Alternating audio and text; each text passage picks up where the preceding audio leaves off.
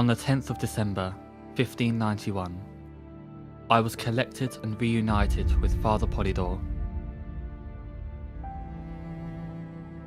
I thought that we would die together, but instead my own fate lay in Gray's Inn Lane.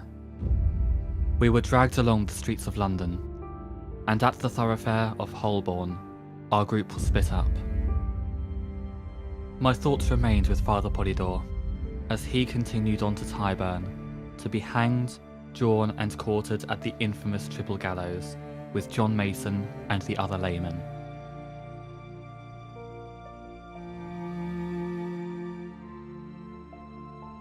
Swithun Wells and I turned down Gray's Inn Lane, where a gallows had been especially constructed outside Swithun's house.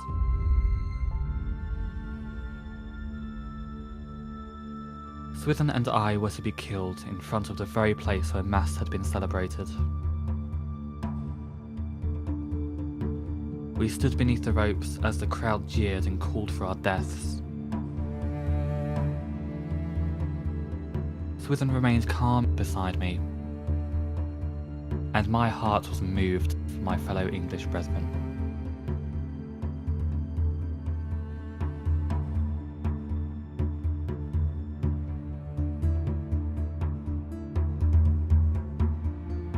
The rope was then placed roughly around my neck.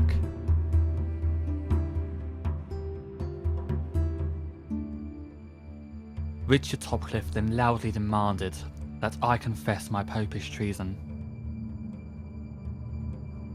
I calmly replied that, if to return to England a priest, or to say Mass be popish treason, I here confess that I am a traitor.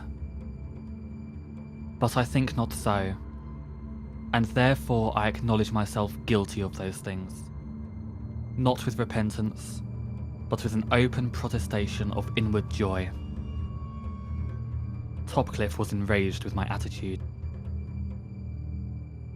In response, he ordered that I be hanged and immediately cut down. I staggered, hardly stunned. What agony! For I was fully conscious when the hangman began his butchery. I could hear Swithun's prayers for me, as the knife ripped savagely through my flesh. The executioner's hand entered my chest and groped for my heart. My heart was ripped from my chest and held up before my eyes.